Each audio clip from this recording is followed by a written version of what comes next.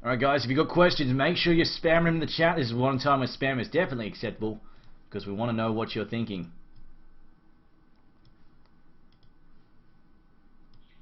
Hello MD and welcome on the show. Great victory tonight, absolutely fantastic stuff. Now, I'm going to ask you this first. How did you feel coming into this league? Obviously you're taking on Moscow 5 shoes. They're not the best of shoes and there are definitely some hell of a tough teams in here. And you just dropped the biggest and the baddest and the meanest of them. I didn't look into the win rate of M5 that much. Loda was the one who did that. I believe he said that we beat every team, we still have a chance of winning this tournament. So at first we thought like if we have no chance of winning this tournament because we're taking over for M5, that we might as well just use it as practice and not use our best strategies. But then we really want to beat Empire, so we used some of our best strategies against them. I mean, you made a hell of a statement tonight, dropping Empire like that. Good question though, why Sven? That hero is pretty broken. So he works with Darkstar pretty well. You can vacuum into stun. Also, he's really good in the lane. He's really tanky.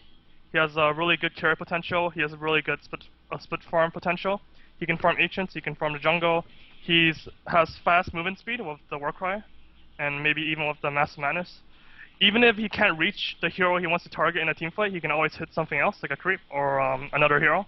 And the cleave is a long AoE. You can always just kill them with the cleave. If you can't hit the hero that you want to hit, you hit someone else, and it bounces over to him. So it's a pretty good hero overall, I think. Okay. I know a lot of other teams don't like the melee carriers, because obviously melee carriers have a bit of a difficulty with the Inkaider, so you don't find this an issue at all. I think I have another stream up. Or something, cause echoing. Wait. That's fine. Okay. Well, the thing is, like, he moves so fast that it's kind of like having a hero with Wisp. Like, you know how CK or like Ursa or whatever, when you have a Wisp, it kind of takes away the melee factor just because they run so fast. Okay.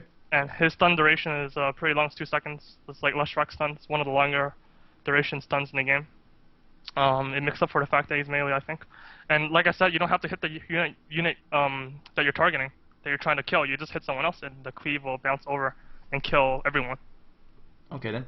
Now, game number 2, obviously that went kind of sideways for you. Didn't go that well. Sven never got farm. What do you think was the biggest issue for you in game number 2? What would you have done differently in hindsight? I think the biggest issue is that the thing about Scandal middle is that he's one of the stronger mid solos, but we believe S4 is one of the strongest mid solos as well. And with the way he likes to play Scandal is that he likes to check the runes always before they spawn. But against a Darkstar always pushes the lane really quickly with Iron Shell. And with the Iron Shell pushing your tower, you can't really check the rune, but Scandal will do it anyway. And when he does, he loses a lot of experience middle.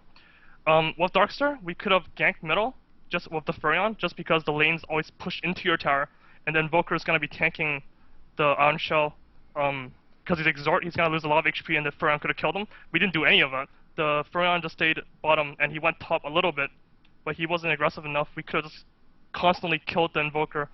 The Invoker was not the biggest problem in the game. We think the Undying was, but the Invoker had scared us a lot. Once he had the Yule Scepter, the supports couldn't do anything. They had to stay back and just play passive, because if the Invoker sees you, he's gonna use you, he's gonna Sunstrike you, and he's going to Meteor you, and you're gonna die. Yeah, that wombo combo, pretty damn crazy. I believe he killed Aki once, but then we never fell for it ever again. But just the fear of dying to it alone was a pretty big factor. We never got picked off, but I mean, the fear is the biggest issue. The other issue, I think, was that we always chased the Undying. That freaking hero was impossible to kill. Don't fucking chase that hero. That hero was total bullshit. We just banned in the dirt game. Jesus Christ, that hero was annoying. So we should not have chased that hero. They had a 0 late game strategy. We knew they had a 0 late game strategy, and we could have took the game a little bit more passive. When they pushed top with 5 heroes, we should have just let them get the tower and Iron Shell middle, and push down middle, and TP back bottom with Furion to push down the bottom tower as well. But instead we took the fight, and all 5 of us died, and we only got 3 heroes, and they got the tower. That was really bad. And the other problem, I really blame myself for it, is there was a middle fight where they were trying to get our Rex.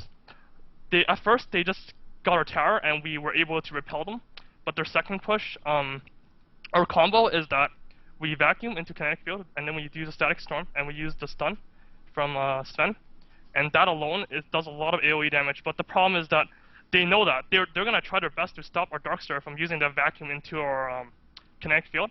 And once he used our Darkster, we knew he was gonna try to kill the Darkster right away.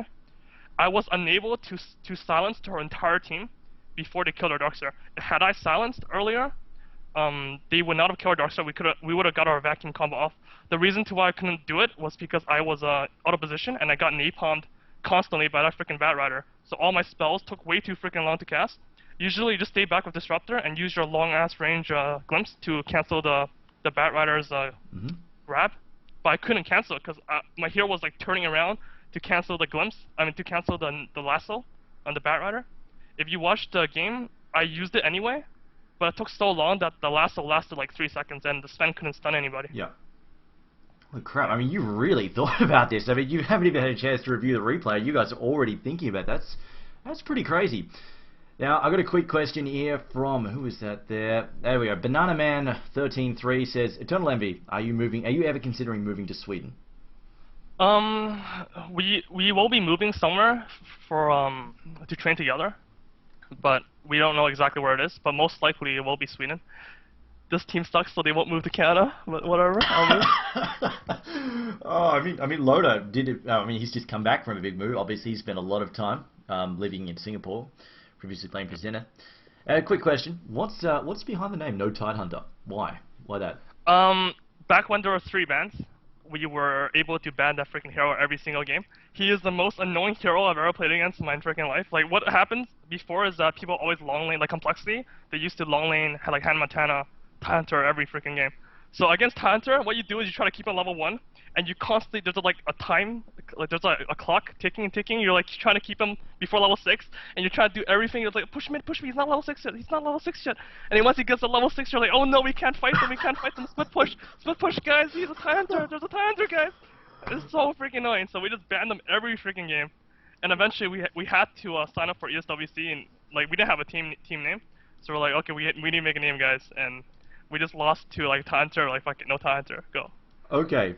That's it. Okay then. So I mean, I'll give you some advice right now. Watch out for Fnatic. We've seen a fair bit of Trixie Tidehunter solo long lane. So, I mean solo short lane. So keep that in mind.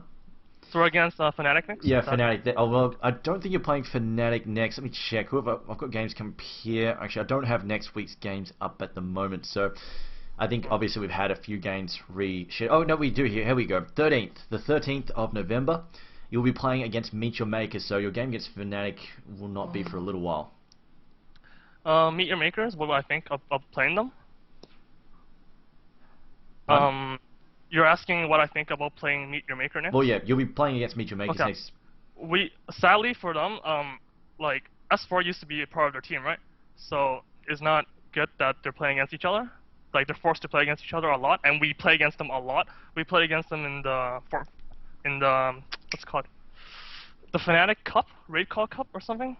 Revenge. We played against them in the ESWC qualifier before the semifinals. I mean, before the quarterfinals, and we've always eliminated them. But that was with our previous team, like with Black and Kizzles. But now we replaced them with Loda and Aki. We scrimmed against them today once, and we did beat them, but that's just a scrim. I think we're pretty good. I think we have a, like 80% chance of beating them in the best of 3. Okay then. Well, yeah. I'm going to thank you for your time with this, Aki. Thank you. No, sorry, Aki. Eternal Envy, rather. I'm sorry, I had Aki on my mind there. You just said his name. Oh boy, I feel bad now. I'm sorry, Envy. Anyway, do you have a stream or a Twitter account you'd like to give a shout out to? Yeah, it's twitch.tv, Eternal Envy, with 2 Y's instead of 1, because someone stole my name. I did not have a Twitter yet. That's it. Shout out to the Furious Noob, my best internet friend. Shout out to my stream viewers, like What Ups, Boonhead. Oh, there's so much more. Plastic Donut. So Kayomi12, and a lot more, but I'm sorry I forgot you guys. That's it. Actually, wait a minute. One last question. I want to say this. Do we have? Obviously, we had a collapse of a few North American teams. Do you know if there's any up and coming North American teams in the works, possibly? There was actually one up and coming team that I thought pretty highly of, which was Blitz's team. He had a team with Infinity in them, but that team did disband. Lus is currently creating a team with I don't know who, like maybe Universe, maybe someone else. I think the new Complexity has a lot of potential with the introduction of Croc and replacing Hannah Montana. No, Boba replacing Hannah Montana, and Jail being replaced by Croc. I think Complexity has the highest potential. Other than that, I don't really think there's any North American teams that are strong right now. Okay then. That are up and coming anyway. Alright, well, thanks for your time, Envy, and I'll see you guys, well, on the 13th. Hopefully I'll be interviewing you or someone else from your team again, but till then, good luck, and I'll talk to you another night. Okay, thanks. See ya.